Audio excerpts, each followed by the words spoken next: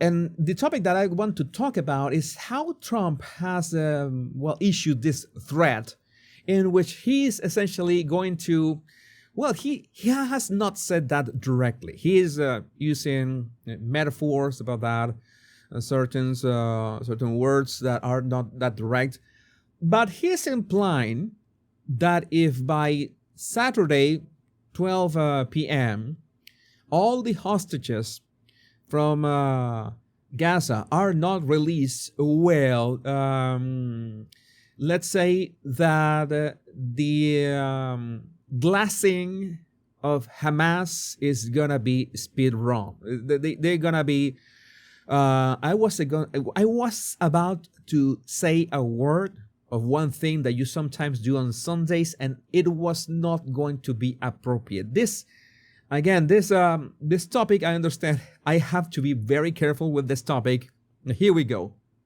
Trump, if all the hostages aren't returned by Saturday at 12, I would say that all hell is going to break out. All hell is going to break out. I don't think that he's speaking about a dance competition or something. No, it's we're talking about like the Pentagon audit, the Department of Defense audit, things that go pew pew and boom. All of them, not a few. All the hostages must be released. Not a few. Saturday at 12, and after that, all hell is going to break out. Let's hear all this from himself. So make sure that we are listening his words correctly. Should the ceasefire then be off?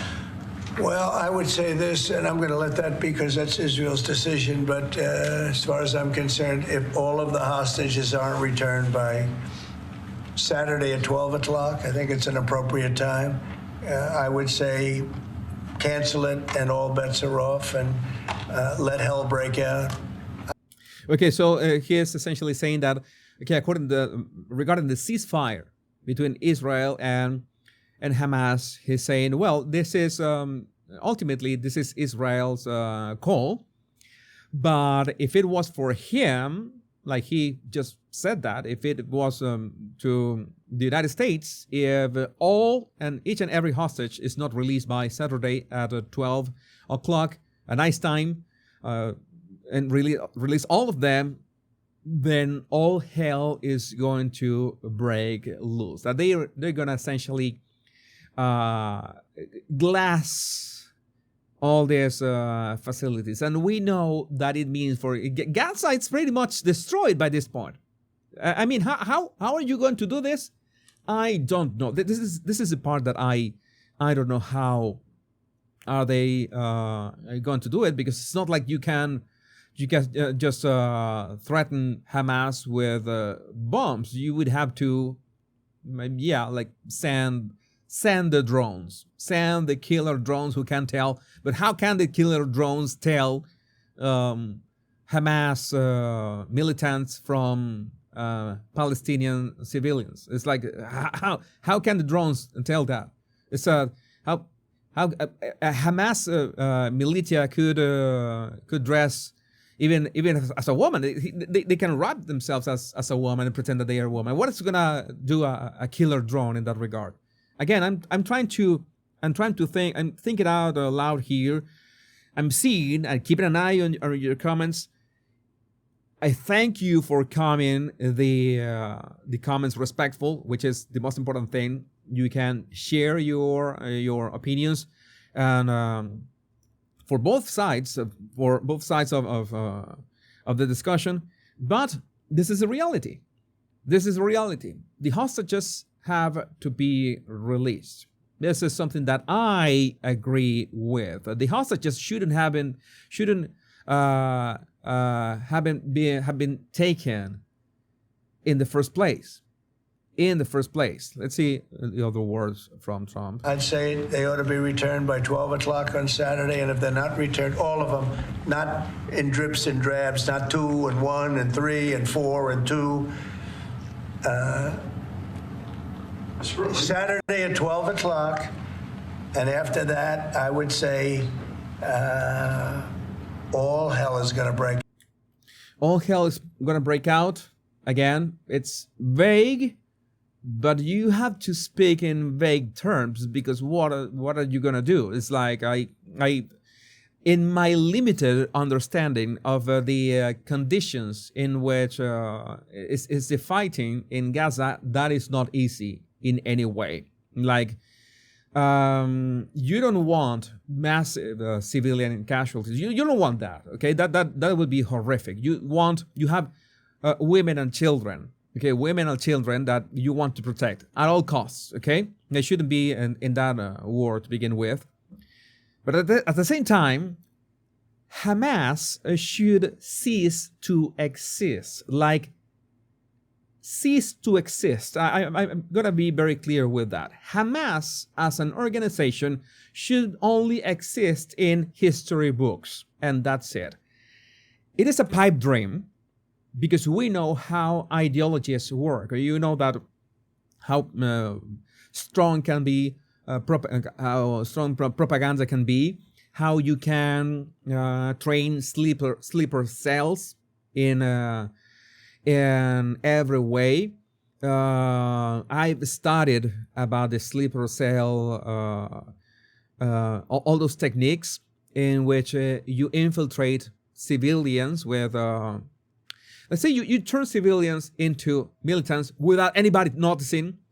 And you can even send them to other countries for intel, for reconnaissance, for everything. That has been like that since the dawn of humanity. We have been doing that. Every single tribe, faction, country, empire has been doing that since, well, millennia.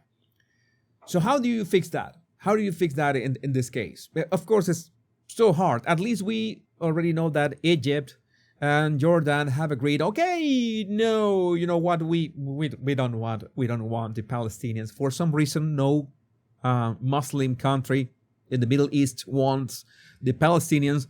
No, thank you. No, we will fix Gaza with the Palestinians in Gaza itself. We don't mind. We will cooperate. You know that they have to clean up all that. They need to deactivate all those bombs, all that ordnance, because that is the other thing. You drop a bomb in where it is a headquarters of Hamas, and there's all this debris, and you don't know what kind of ordnance they had next to that, and which ordnance did not explode, and it's just sitting there live, and yeah, that is quite dangerous. How do you dispose of that? And how do you move the people to where? This is, again, I can understand the position of people that say that the innocent must be protected. We agree 100% of that.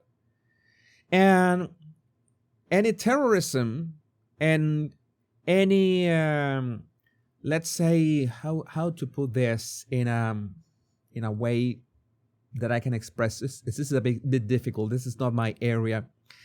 Any overkill force should be measured proportionately to the attacks. And the attacks should not happen in the first place. Like October 7th shouldn't have happened in the first place.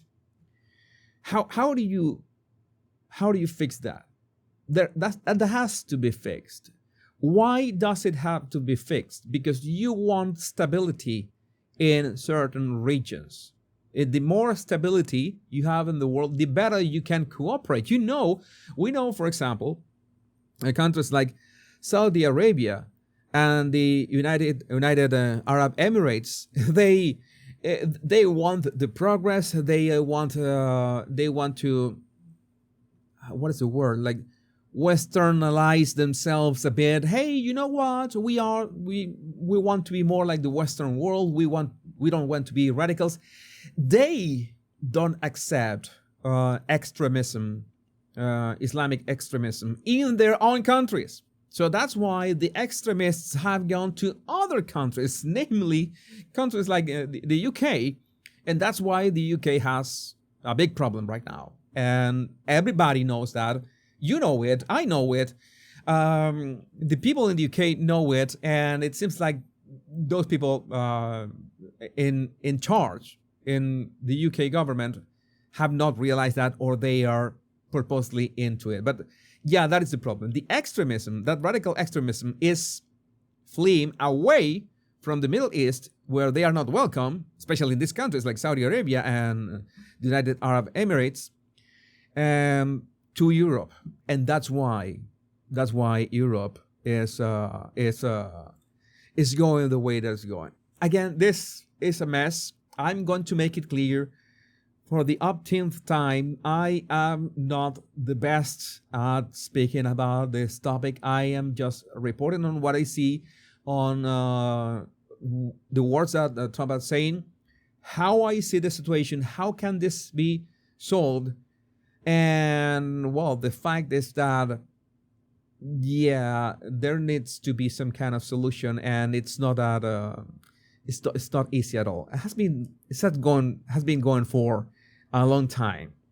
It's been going for a long time. After the cut, I'm going to talk about something that I've seen in the comments. I would like to know what you think about in the comments. We cut to the live chat so we can have another conversation. If you want to engage in these conversations, if you're watching this on a standalone video, remember to watch my live show.